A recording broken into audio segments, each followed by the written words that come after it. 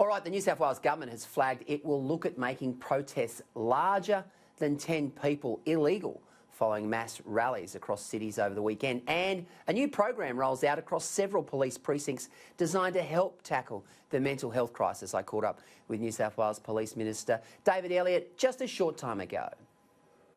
We have seen police now dealing with more than 1,000 cases of mental health patients before police are interacting with the police every week, 55,000 a year at the moment, and that is an extremely high number of people with specific mental health issues that police have to deal with, which sometimes unfortunately doesn't end well. So we've introduced the PACER program today, which will see 36 nurse clinicians, mental health nurse clinicians, deployed to 10 police area commands, and they'll be working with the police. Now, the statistics speak for themselves. We have seen that in the trial, in the lead up to putting this program together, where it was trialled in the St George district, when we had a nurse clinician walking and working alongside the police, the amount of time spent at any given incident with the mental health patient was reduced by 45 minutes, because the nurses obviously are experts in dealing with these sort of patients and these matters. So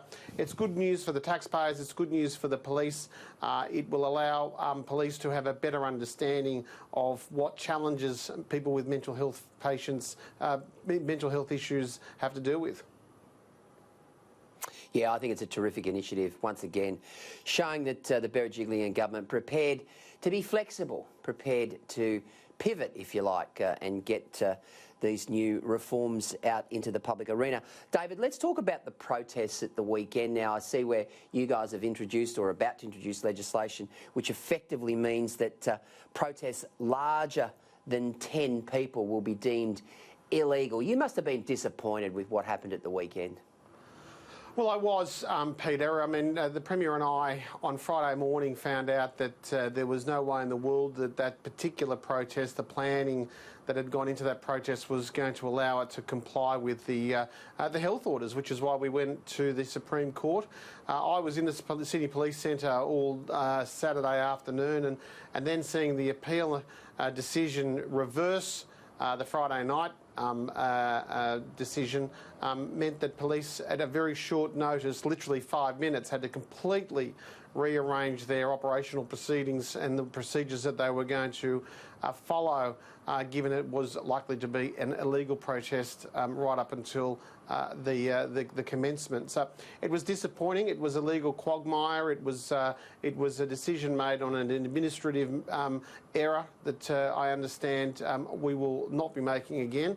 My appeal to the community is that we're not there to be the fun police. We're not there to these restrictions. These health orders aren't there to punish anybody. They're there to ensure that we continue to manage this crisis as best as we can. And I think people that want to criticise the police or the government need to reflect on the figures that are coming out of New York and came out of the United Kingdom and have come out of some of the other parts of Europe, particularly the Mediterranean, Spain and Italy. I mean, we've done very, very well. And I think we've well and truly embraced the spirit of social distancing, and that's the reason why we can now talk about easing these restrictions, and it's the reason we can now see a quicker return to normal life. Are you concerned at the possibility of a second wave? I'm extremely concerned of the possibility of a second wave. As a reader of history, you only have to look at what's happened in pandemics over the course of the last 100 years to know that if the first wave isn't managed correctly, you are setting yourself up to fail. And I don't want to set us up to fail. I think we've come too far. We've made too many sacrifices. We've made too many tough decisions to now have it all blow up. And that is the reason why I was vehemently opposed to the protest on Saturday. I mean, as I've said over the course of the last 72 hours, these protests, no matter how honourable the cause is, no matter how important and passionate the advocates are, it's not because of the cause, it's because of the the risk that is associated with a mass gathering that we have to put in these restrictions. And you know, I want to get back to the footy quicker than anybody. I've got two teenage boys who are, you know, we've got cabin fever at home because we haven't been able to go out to see a footy match. But we've got to make sure that we do it in a way that is not going to create a second wave. David, there's been a lot of debate about the way in which police and Indigenous people interact. There's suggestions that, you know, overt force has been used, particularly in recent times. I mean, it is a big issue. As the minister, as the guy in charge of that particular department, what are your thoughts on the current relationship, if you like, between the police force and, of course, Indigenous Australians? Because that's what they effectively were marching about on Saturday, and it came off the back of the Floyd George death in the United States. It's probably one of the greatest challenges that you, as the minister, would face. Well, my appeal to the community, and particularly those who just want to use these sort of protests as an opportunistic way of creating trouble, I appeal to them to let's focus on the vast majority of positive things that have come out between the police and Indigenous relationship. I mean, I could go back 150 years and talk about how the police had recruited Aboriginal trackers to assist us in all manner of things. But in recent times, last year, I attended the graduation of an academy, a class at the Police Academy in Goulburn, where they had the record number of Indigenous students joining the police and were sworn in as officers. We have Aboriginal liaison officers in a number of these commands. Tomorrow I'll be spending some time at Mount Druitt Police Station talking to the Indigenous youth through the PCYC. We have, of course, a very, very progressive approach to Indigenous affairs in those areas where there is a high proportion of Indigenous in the population.